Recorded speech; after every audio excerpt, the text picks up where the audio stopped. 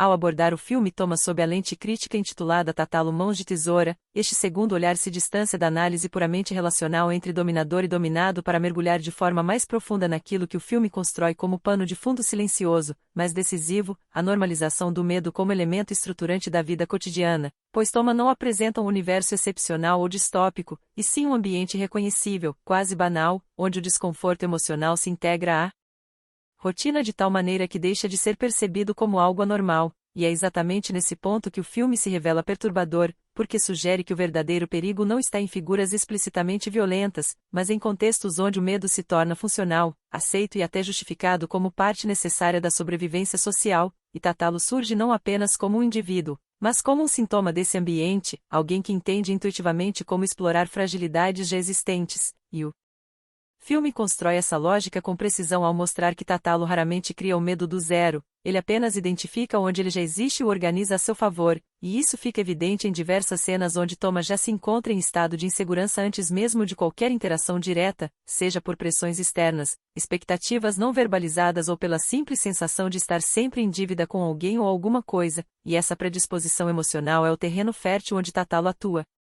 Pois seu poder não se impõe, ele se encaixa, se adapta, se apresenta como solução para um problema que ele mesmo não criou, mas que sabe muito bem como administrar, e o filme é cuidadoso ao mostrar que essa administração do medo não se dá por meio de ameaças explícitas, mas através de gestos calculados, favores estratégicos e uma presença constante que transmite a ideia de vigilância difusa, e ao analisar as cenas iniciais sob essa perspectiva, percebe-se que Tatalo nunca precisa afirmar sua autoridade, porque ela já é pressuposta, internalizada pelo ambiente, e isso transforma cada interação em um jogo psicológico onde o desequilíbrio de poder é invisível, mas profundamente eficaz, e Toma, por sua vez, representa um indivíduo que aprende a viver dentro desse sistema, ajustando expectativas, reduzindo desejos e reformulando seus próprios critérios de liberdade para que sejam compatíveis com o espaço que lhe é permitido ocupar, e uma das grandes forças do filme está em retratar esse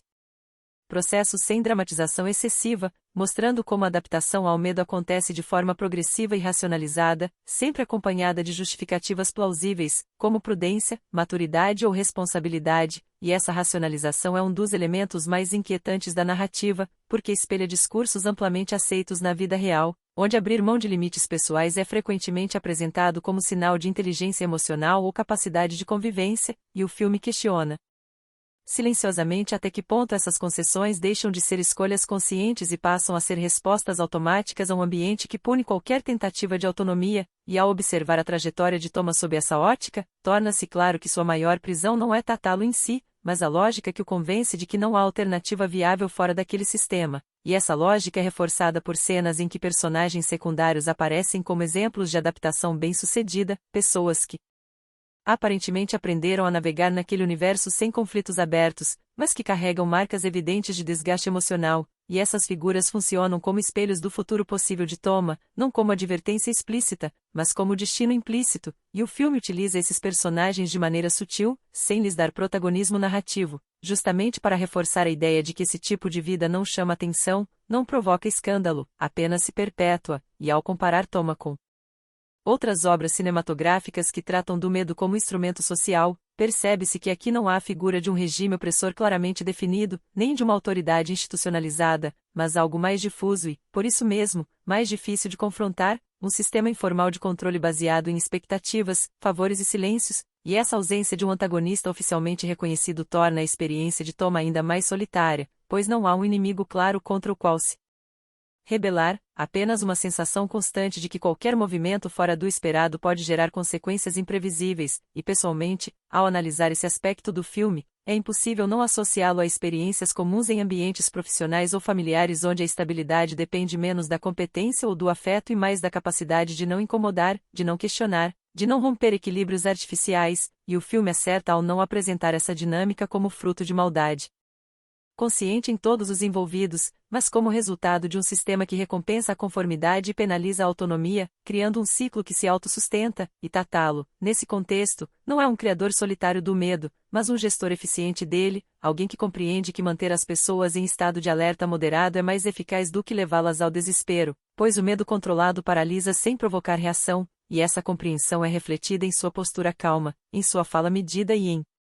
sua capacidade de transformar qualquer tentativa de questionamento em um problema de convivência, nunca em um conflito real, e essa estratégia narrativa faz com que o espectador sinta um desconforto crescente, porque percebe que não há um ponto claro de ruptura, apenas um acúmulo de pequenas tensões que se tornam parte do ar que se respira, e quando Toma começa a demonstrar sinais de desgaste, eles são inicialmente tratados como falhas pessoais, cansaço, ingratidão ou falta de visão, reforçando a ideia de que o sistema não reconhece suas próprias violências, atribuindo sempre ao indivíduo a responsabilidade pelo sofrimento que sente, e essa inversão de culpa é um dos mecanismos mais cruéis retratados pelo filme, pois impede que o desconforto seja interpretado como sinal de algo estruturalmente errado, e somente quando Toma começa a observar esse padrão com mais distância é que surge a possibilidade de mudança, não como revolta imediata, mas como reinterpretação da realidade, e essa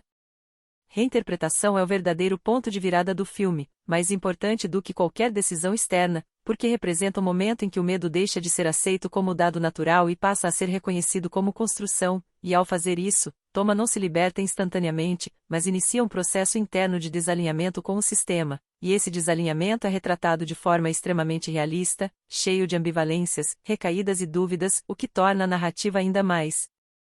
potente, e ao final desta segunda análise, fica evidente que Tátalo Mãos de Tesoura é um filme que fala menos sobre um homem específico e mais sobre uma cultura emocional que ensina as pessoas a viverem encolhidas, ajustadas, com medo de ocupar espaço, e ao expor essa cultura sem discursos explícitos, apenas através de situações reconhecíveis, o filme convida o espectador a refletir sobre quantas tesouras invisíveis moldam sua própria vida, não por meio de cortes bruscos, mas por aparas